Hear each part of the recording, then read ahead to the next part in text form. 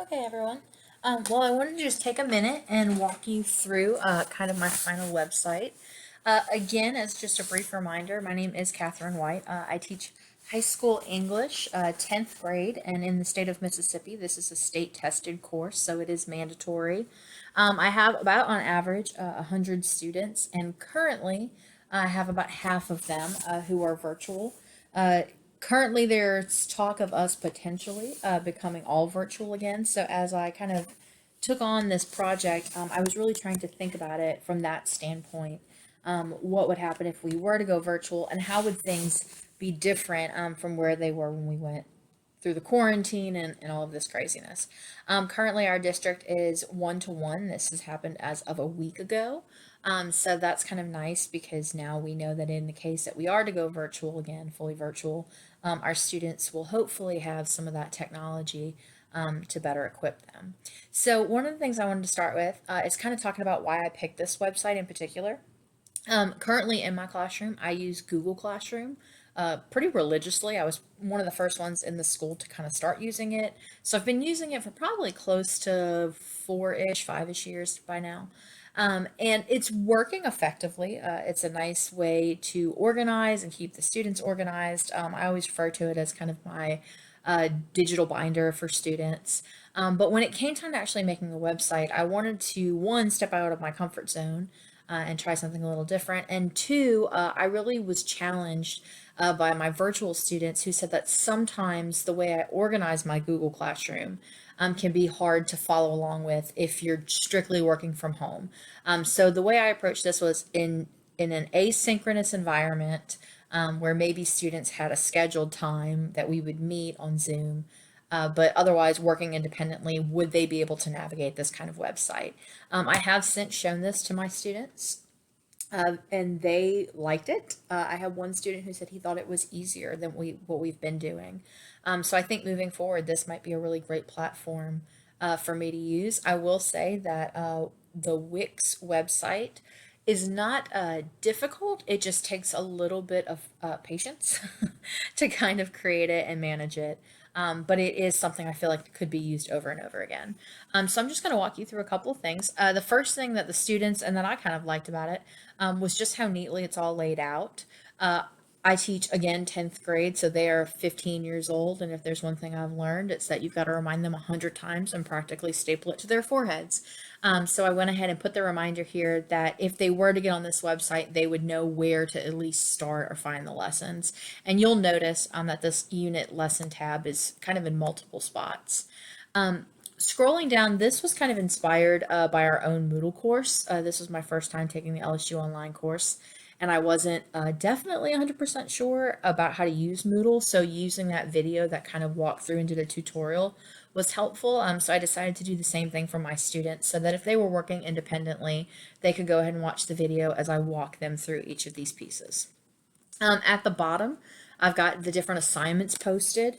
And that's one of the things that I really like is that the students don't even really have to do anything but scroll down to the bottom. So that's kind of nice.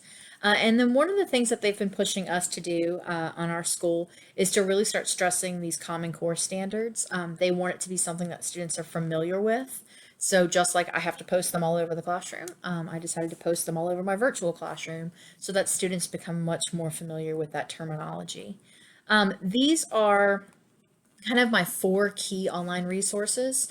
And what I basically did is I hyperlink them. So if we were to click on any of the websites, it'll bring us to Common Lit, it'll bring us to Edge Elastic, the school website. And this is actually a big one that my students were incredibly impressed with because they have just within the last year been able to start checking their grades online. But many of them don't know how to find it. So this is a great opportunity for them to be able to access their grades. And in looking at that, this is something, they can use for all their courses, not just mine. So that was a big part of it. After all the study we've done, we've obviously recognized that communication is key in the virtual environment. So I like this at the bottom because it will allow students to go through and leave me messages. They can send me a message here, and they can also chat, which I think is kind of neat. And this pops up on my end. The Wix website actually has an app. So as a teacher, it will pop up and tell me that a student is trying to chat with me and I can easily respond. So it's another really great tool to be able to keep in touch and communicate with those students. When I actually began creating my assignments, what I did is I took an assignment that I would normally use and I decided to see what would this look like if I was no longer teaching it face to face in the classroom. And so I kind of took on the challenge of creating a virtual lesson that students could kind of independently navigate. And the first thing that I thought about was deadlines.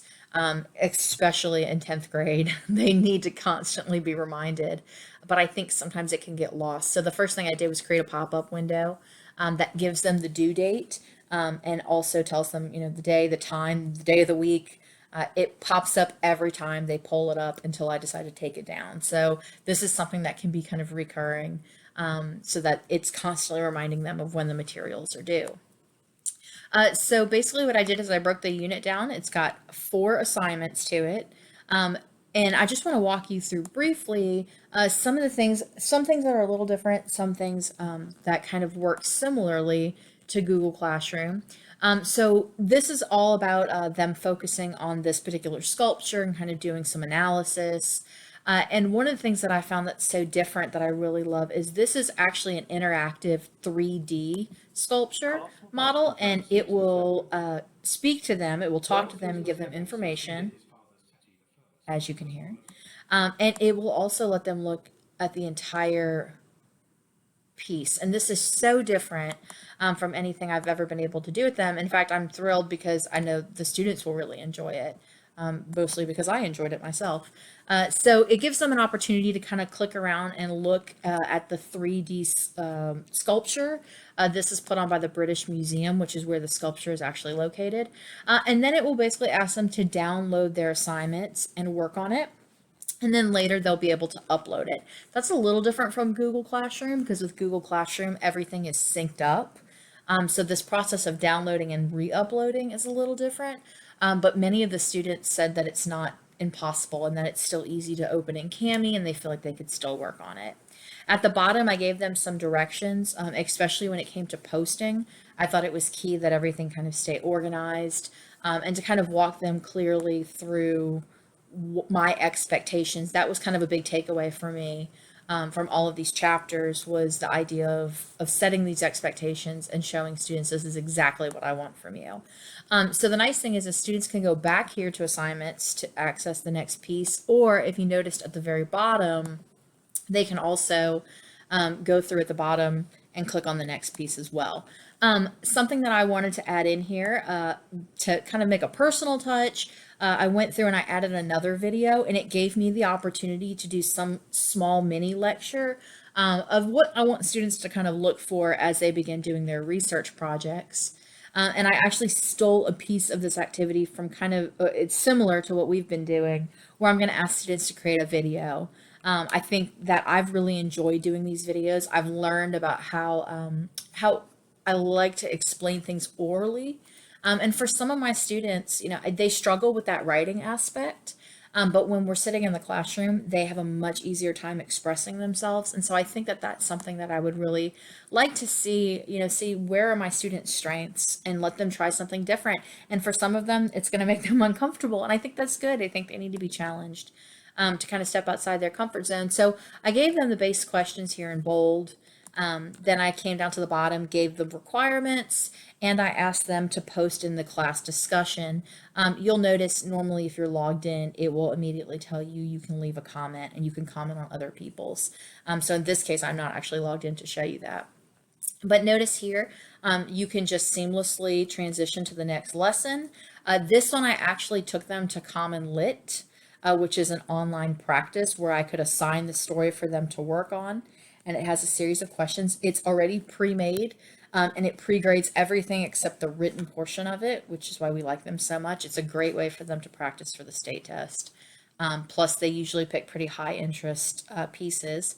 And then this is kind of my final one, which is basically where we pair up the sculpture. And so we've looked at this art analysis and now we're going to pair it with a poem. And so this one's by Percy Shelley and it's called Ozymandias. Where I thought this was important is that I needed students to download the material before watching the video, because what I basically did is I take them through and I recorded myself annotating it and kind of helping them through some of the questions. And then I found a fabulous online video. My students love this video.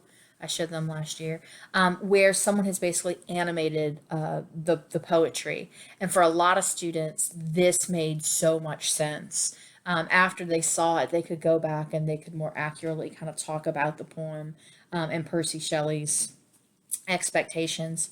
So the last thing that I want to show you, and I am kind of finished after this, is I was thinking about how can I get students to try something different besides just commenting on the bottom of these pages. And so I went ahead and I created a Padlet. And for those of you not familiar with Padlet, it's very, very user-friendly, very, very simple to use. And you get 4 or 5 free ones as a teacher. But you hit the little plus button. You can set it to where it will show the student's name, and basically they'll just type. They'll just, they'll type their answers, and once they do that, they'll hit enter, and it will post. But what's so nice about it is that you will start seeing many, many Padlets pop up, and they can comment on each other's. You can set it to approve it. It will filter out any profanity. So it gives students an opportunity. It's kind of a virtual bulletin board, and it just gives them an opportunity to do something kind of different. And the one thing I really wanted to pull in was taking a lesson that we would normally do, just kind of more whole group discussion, and giving students the opportunity to explore it themselves, and really work through it themselves. Last thing is that I went ahead and I did a file share. So a big thing that I kept thinking about was, how was I going to be able to get this material back for my students? And I realized it was simple, that I could go ahead and create create exercise folders, and they could upload it. Also notice it has a timestamp, which I think is key, especially when it comes to deadlines, that we can go ahead and have everything stamped so that we know when the student got the work finished. So this is my website. I am fairly proud of it. I'm excited. I like the way it looks. I like my current students' responses to it. They seem to really enjoy it. The virtual students said they thought it was clean and easy to use. And so I think if it became something that I regularly integrated into my classroom, it could be very, very productive in helping reach some of my virtual learners.